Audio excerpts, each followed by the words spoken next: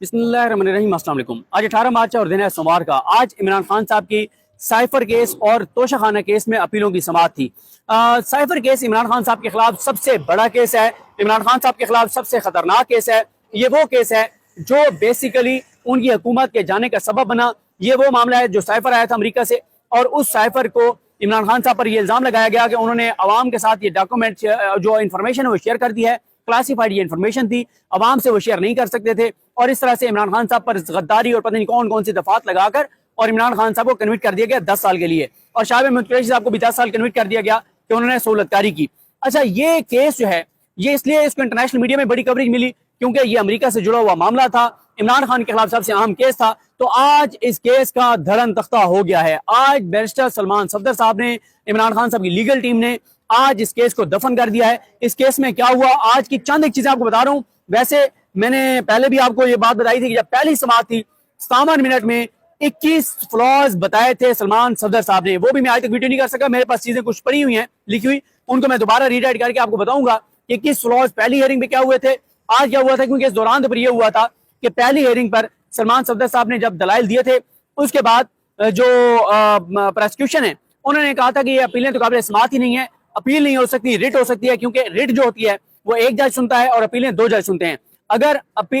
Writ होती तो फिर ये आमिर फारूक साहब अकेले सुनते। और प्रोसिक्यूशन की कोशिश ये थी, हुकूमत की कोशिश ये थी, FIA की कोशिश ये थी, इस निज़ाम की कोशिश ये थी कि ये केस आमिर फारूक साहब से सुने, मियाँ गुल हसन औरंगजेब साहब ना सुने, क्योंकि मियाँ गुल हसन औरंगजेब एक खास जज हैं, कमाल जज हैं, दार जज हैं, अपने हलफ से वो करने वाले जज हैं। इसलिए ये हुकूमत ये नहीं चाहता कि मियाँ गुल हसन साहब ये केस सुने, और उनका खदशा दुरुस्त साबित हुआ, क्योंकि गुल हसन औरंगजेब एक लायक जज हैं, जात जज हैं, उन्होंने सवाल किए हैं, तो पूरा साइफर केस दफन हो गया है। आज के एक पॉइंट आपको आम बता दूं, एक तो आज सलमान, अच्छा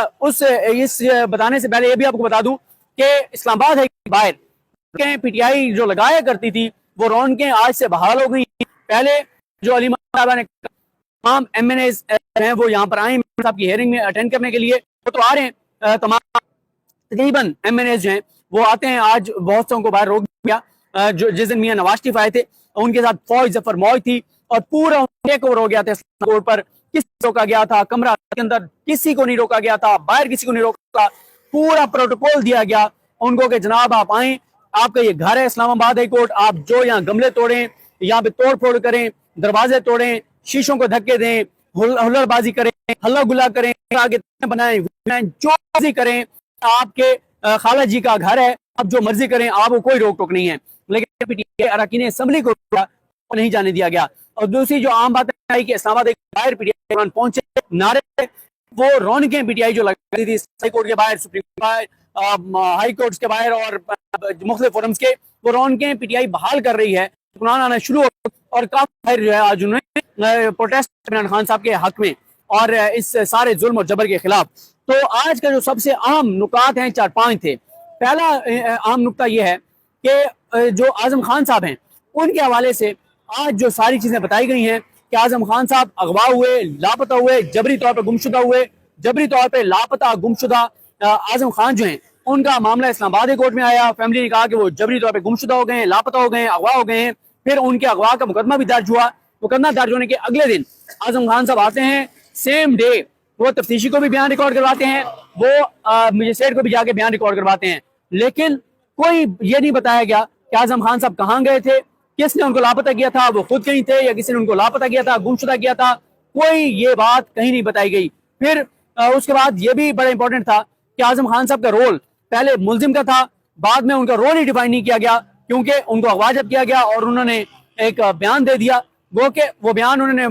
अदालत में जब ट्रायल के दौरान दिया तो उसमें उन्होंने तब्दीली कर ली, तो वो तब्दीली वाला मामला भी आएगा। लेकिन मेन तो जो पॉइंट उठाया सलमान सफदर साहब ने कि इमरान खान साहब के खिलाफ जो अहम गवाह के तौर पे जिनको लाए, आजम खान साहब वो गुमशुदा हुए थे, लापता हुए थे, अगवा हुए थे, और उनसे क्रॉस एग्जामिन में जो सरकारी वकील थे, क्योंकि इमरान खान साहब के वकला को तो बाहर कर दिया गया था, सरकारी वकला ने क्रॉस एग्जामिन में जो है वो ये सवाल ही नहीं किया आजम खान साहब से कि आप कहाँ पे थे, आप कैसे आए, आपने तफ्तीशी से कैसे रब्ता किया, आप मजिस्ट्रेट के पास कैसे गए, किसने आपसे रब्ता किया, आप कैसे, कोई सवाल नहीं किया गया। और यही वो अहम सवालात थे जिससे ये बात इस्टेब्लिश होनी थी کہ کس نے اعظم خان صاحب کو اغوا کیا تھا، اور انہوں نے پھر اعظم خان صاحب کو وہاں لے جا کے یا تفتیشی کو کہیں بلا کے اس اعظم خان کا بیان ریکارڈ کرایا، اور پتہ نہیں مجسٹریٹ کے پاس گئے تھے نہیں گئے تھے، کوئی پتہ نہیں ہے، کیونکہ اس دن کوئی ایسے شواہد نہیں ملتے کہ مجسٹریٹ کی عدالت میں جا کے پیش ہوئے ہوں اعظم خان صاحب۔ اس کے بعد یہ بھی بتایا گیا کہ 17 دنوں میں 16-17 دنوں میں 25 گواہوں کے بیانات ریکارڈ کیے گئے ہیں، 4 گواہوں پر وکلاء صفائی نے اجرا کی، اور 21 گواہوں پر عدالت کے مقرر کردہ سرکاری وکلاء صفائی نے 2 دنوں میں اجرا مکمل کر لی۔ آپ دیکھیں کہ یہ کہاں ہوتا ہے کہ اتنا سینسٹیو کیس، اور یہ پاکستان کی عدالتی تاریخ میں پہلی مرتبہ ہو رہا ہے کہ کسی سابق پرائم منسٹر پر، پاکستان کی عدالتی تاریخ میں پہلی بار ہو رہا ہے کہ کسی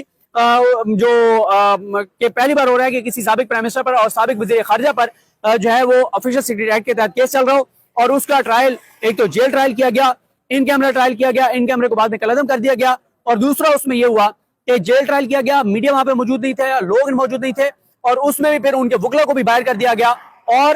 سرکاری وکلا دے کر اور 2 دن میں تمام گواہوں پر جرا جو ہے مکمل کر لی گئی۔ اصل چیز جرا ہوتی ہے، جرا میں وکیل جب سوال کرتا ہے گواہ سے تو وہیں سے اس کے جھوٹ سامنے آتے ہیں، فلاز سامنے آتے ہیں، لیکن جرا نہیں کرنے دی گئی۔ اس کے بعد یہ بھی ایک بڑا امپورٹنٹ پوائنٹ سامنے آیا کہ میٹنگ کا الزام لگایا گیا کہ میٹنگ 28 مارچ کو ہوئی جس میں سازش تیار کی گئی، لیکن تقریریں پہلے ہو گئی، یعنی سازش ایگزیکیوٹ پہلے ہو گئی اور سازش تیار بعد میں ہوئی، یہ والا پوائنٹ۔ ایک پوائنٹ اور بڑا امپورٹنٹ تھا، اور وہ یہ ہے کہ آج میاں گل حسن اورنگزیب صاحب کے 2 چیزوں میں تو سارا کیس ختم کر دیا ہے۔ ایک انہوں نے جب یہ کہا، جب تقریریں عمران خان صاحب کی اور شاہ محمود قریشی صاحب کی تقریریں بتائی گئی کہ انہوں نے یہ تقریریں کی ہیں، تو اس پر انہوں نے کہا، ان تقریروں پر میاں گل حسن اورنگزیب صاحب نے کہا کہ جناب یہ جو آپ تقریریں کہہ رہے ہیں یہ تو سیاسی تقریریں ہیں، اور یہ سیاسی تقریریں ہیں، اس میں تو کچھ ایسا نہیں ہے جو آپ کہہ رہے ہیں، اس کا تو سر پیر ہی نہیں بن رہا۔ یعنی اس تقریر کو، جس تقریر کو سازش کا مین کہا گیا کہ ثبوت ہے، اس کو میاں گل حسن اورنگزیب صاحب نے کہا ہے کہ یہ ایک سیاسی تقریر ہے، کوئی سر پیر سمجھ نہیں آ رہا۔ دوسرا پوائنٹ میاں گل صاحب کا بہت امپورٹنٹ تھا کہ یہ جو کہا جا رہا ہے کہ سائفر میں جو چیزیں لکھی ہوئی تھی عمران خان نے اس کو ٹویسٹ کیا ہے، عمران خان نے اس کو 2 باتیں کی جا رہی ہیں۔ کبھی کہا جاتا ہے کہ عمران خان نے سائفر میں کہی گئی باتیں جو ہیں وہ بیان کر دی، اور وہ نہیں بیان کی جا سکتی تھی کیونکہ وہ کلاسیفائڈ تھی۔ پہلی بات یہ ہے کہ کہیں پہ سائفر پیش ہی نہیں کیا گیا، سائفر دکھایا ہی نہیں گیا، نہ عدالت کو دکھایا گیا ہے، نہ پروسیکیوشن کے پاس تھا کہ سائفر دیکھ کے موازنہ کیا جاتا کہ سائفر میں کیا تھا اور کیا عمران خان نے وہی باتیں باہر کی ہیں۔ پہلا پوائنٹ یہ تھا میاں گل حسن اورنگزیب کا، اور ان کا بار بار یہ تھا کہ یہ کیسے ہو سکتا ہے، یہ کیسے ہو سکتا ہے کہ آپ جو ہے وہ سائفر کو دیکھ کے بغیر یہ فیصلہ کر لیں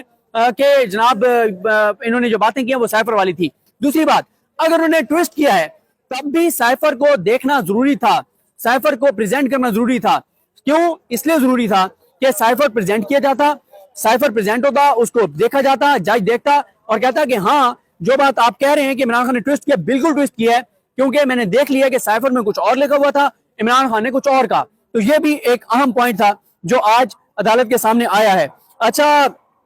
عدالت نے عامر فاروق صاحب آج نہیں چاہتے تھے کہ یہ بار بار سائفر کا جو ٹیکنیکلٹیز ہیں، پروسیس ہے، وہ کھلے، وہ بات ہو، وہ بار بار جسٹیفائی کرنے کی کوشش کرتے تھے میاں گل حسن اورنگزیب صاحب کو۔ کیوں؟ اس کی وجہ یہ ہے کہ عامر فاروق صاحب کے پاس جب عمران خان صاحب کی ضمانت کا کیس آیا تھا سائفر کیس میں، تو عامر فاروق صاحب نے تو عمران خان کو سزائے موت ہی سنا دی تھی اس درخواست مسترد کرتے ہوئے۔ یعنی عامر فاروق صاحب نے وہ کچھ لکھ دیا تھا جو پروسیکیوشن نے بھی نہیں کہا تھا، اور عامر فاروق صاحب نے آج یہ انکشاف کیا ہے کہ ان کو بکلیٹ دیا تھا پروسیکیوشن نے جو سائفر کے حوالے سے تھا، اس کا پروسیس کیا ہوتا ہے، سائفر کیسے آتا ہے، کیسے ڈیکوڈ ہوتا ہے، کیسے آگے جاتا ہے، لیکن آج تک وہ بکلیٹ، وہ رول جو ہیں سائفر کے حوالے سے وہ پی ٹی آئی کی لیگل ٹیم کو نہیں دیے گئے۔